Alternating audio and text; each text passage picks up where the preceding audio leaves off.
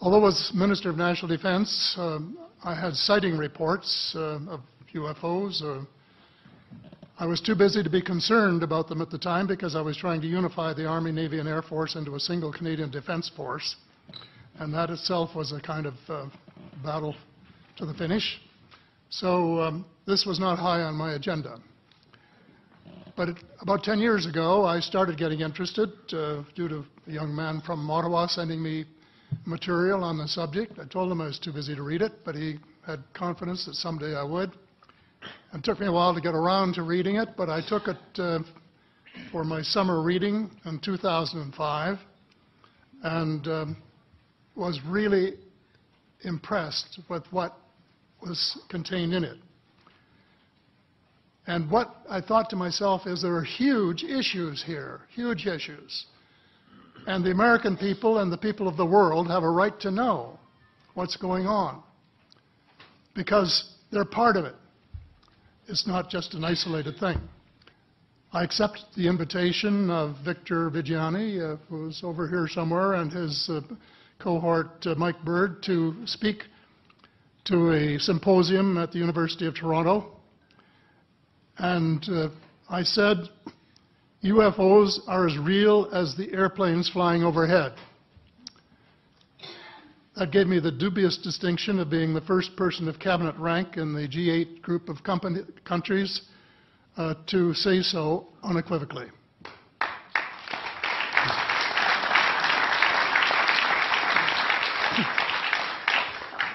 In the 1960s sometime, it was a flotilla of UFOs headed south that crossed into NATO territory in Europe. And the commander-in-chief of the Supreme Allied headquarters in Europe was naturally very shaken. Fortunately, or maybe divine providence, before the panic button was pushed, the flotilla turned around and headed back north. Obviously, they had thought maybe they were Russian and they were very concerned about it. Anyway, an investigation was launched into this whole subject, and a document was prepared which concluded that at least 4 species had been visiting Earth for thousands of years. And this is my own view at this stage as well. So, except for that, there are just a couple of things that we've talked about that I'd like to refer to. And one was that we were referring to them as they until this morning when Linda Moulton Howe, I think she was the first one, actually named 3 different species. I don't think we can any more refer to them as they because they're not an amorphous mass. They are different species and consequently may have different agendas. I don't think we can say that they all have the same agenda any more than we could say that the United States, China, and Russia had the same agenda. Our real interests may be very similar, but as of now, our perceived interests are still quite far apart. One more observation before I begin what I want to say, and that is that we spent quite a bit of time talking about the 66-year-old cadavers. And I was glad to have Linda this morning finally say that there are live ETs on Earth at this present time, and at least 2 of them probably working with the United States government. The other species that I learned about not too long ago was called the tall whites. And this is when Paula Harris broke the story just a few years ago.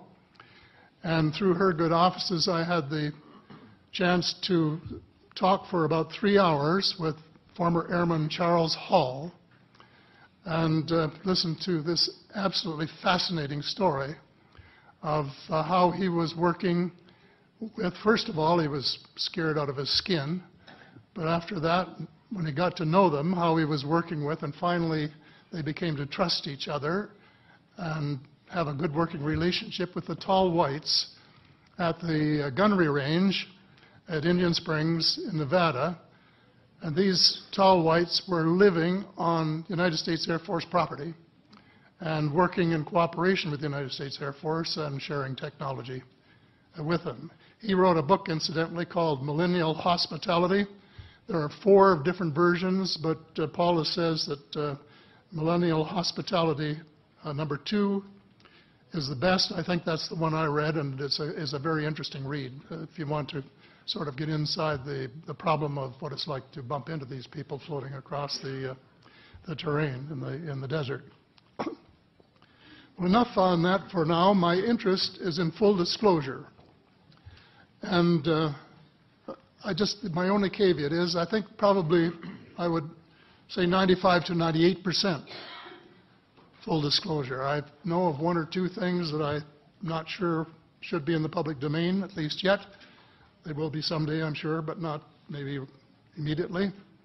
But just as children survive the idea of the Tooth Fairy and Santa Claus when they become adult, I think that tax-paying citizens are quite capable of accepting the new and broader reality that we live in a cosmos teeming with life of various sorts. The fact that some other civilizations are more advanced than we are may be humbling. It exists, and it's being kept secret by the same vested interests who control our destiny. Who are these vested interests, and what are they up to? Well, Senator, you were talking about a military junta. In my opinion, that is true, but I have broadened and deepened the definition to cabal, and the cabal comprises members of the 3 sisters: the Council on Foreign Relations, the Bilderbergers, and the Trilateral Commission, the International Banking Cartel, the Oil Cartel, members of various intelligence organizations, and select members of the military junta, who together have become a shadow government of not only the United States, but of much of the Western world. The aim of the game is a world government comprising members of the cabal who are elected by no one and accountable to no one. And according to Mr. Rockefeller, the plan is well advanced. Does this help you to understand why our civil rights are being taken away from us? I say us, because Canada too is included in the grand plan. So here we are more than a decade later fighting another war that can't be won. There is no country on earth powerful enough to protect its citizens against fanatical hate, as we learned from the Boston Marathon. And the mere attempt to pursue the impossible pits neighbor against neighbor and the state power structure against everyone. All of the freedoms won by the millions of men and women who fought and died in World War II are being flushed unceremoniously down the drain. The only hope of peace is a negotiated settlement. This will require a paradigm shift in American attitudes.